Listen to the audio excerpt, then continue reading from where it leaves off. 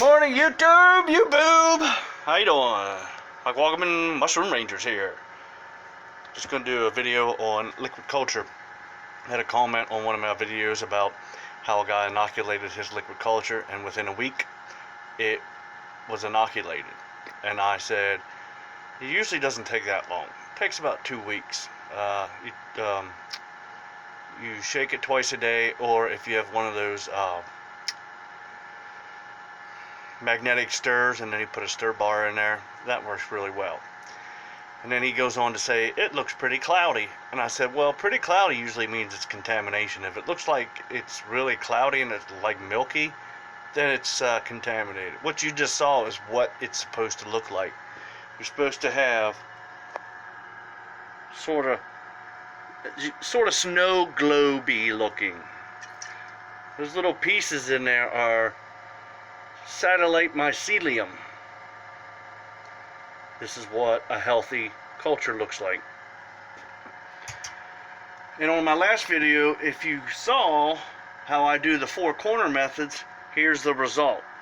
As you can see, the mycelium is growing down the 4 corners. Let's get a better one here. See where it's clumped together on the 4 corners? What it does, as I explained, it gives it faster growth. See, so then it grows in on the corners, and then it grows in from the sides. See, it'll go zoop, and that's how it grows in. See, so as you can see, on the 7th or the 18th of this month, it took about, almost close to 2 weeks, and it's almost fully colonized. So that's what you want. Within 2 weeks, it's be fully colonized. And it depends on how much inoculant that you spray in there. If you do 6, 1, 2, 3, 4, 5, 6, then you'll get even faster growth. So it all depends on the health of your liquid culture, how you spray it into your jars, and air exchange. I ran out of these little PFT things. This is what gives you gas exchange. It lets out CO2 and draws in O2. So what I had here was a bunch of ones that I had holes drilled into it, and then I just taped some micropore tape over it to give it some gas exchange. I'm going to be making up some more of these lids because I ran out. I have plenty of lids with a bunch of holes drilled in them because I use those blue self-healing injection ports. As I said before, I don't like them because they get reamed out. And so you can see just a little divot, a little poked hole. And when that gets gouged out, I'll just rip it off and reapply it. On the bag front, it's still too hot for some of the species that I grow. King oyster, blue oyster, pathfinders, lion's mane, bearhead, blue oyster, black kings. So these things have been sitting in here since since April, and they're fully colonized. They're not pinning because they haven't been cold shocked yet. But the good thing about this is they're not metaboliting, or excessively metaboliting. Like, that's what that is, metabolite. They're just, they're not pinning, they're not doing anything, because they haven't been cold shocked. So, in about a month or 2, I'm gonna throw them in the fruiting chamber.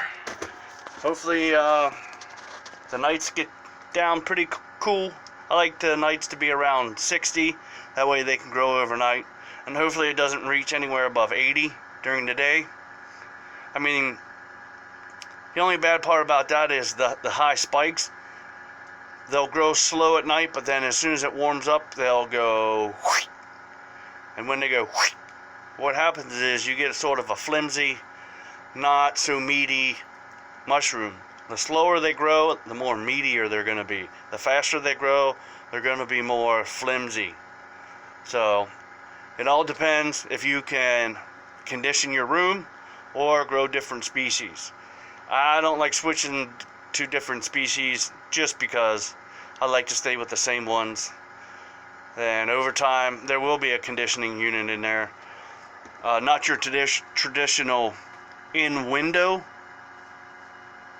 It's more of a like internal, and I'll show you the ones that I got. So this is your base. This is a window unit. Well, what it is, it acts as it's a heater, a dehumidifier.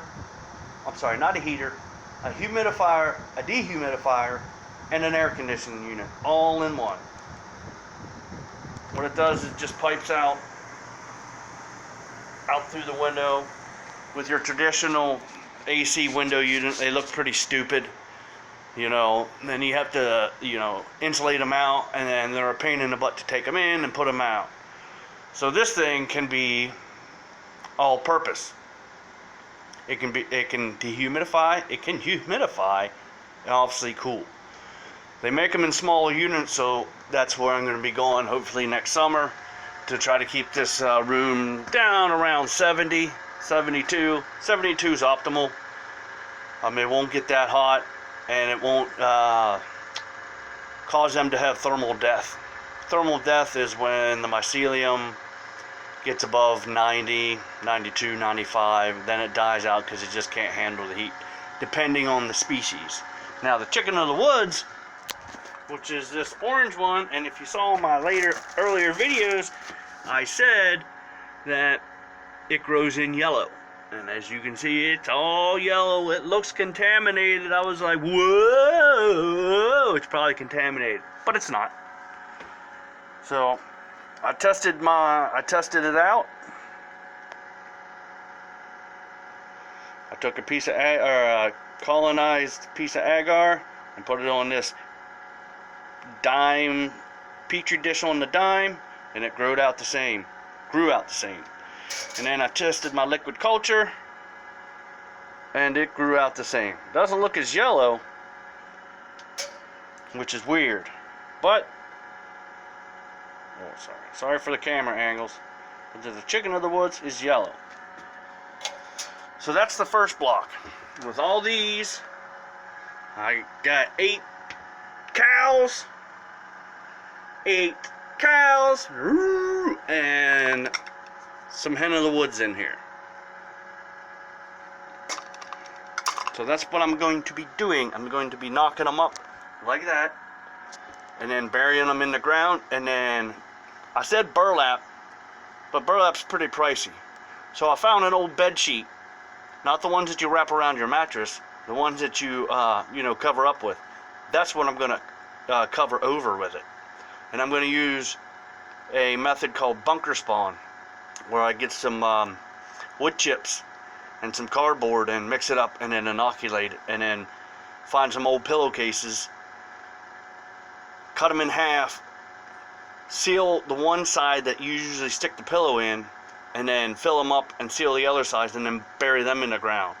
So they'll act as though, I guess, sort of a root and some food, and then it'll grow up out of that.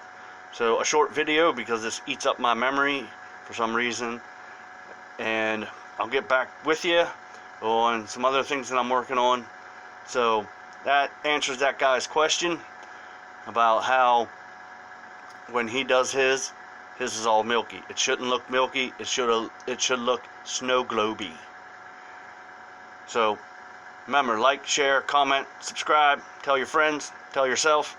Keep it fungi, and blessed be.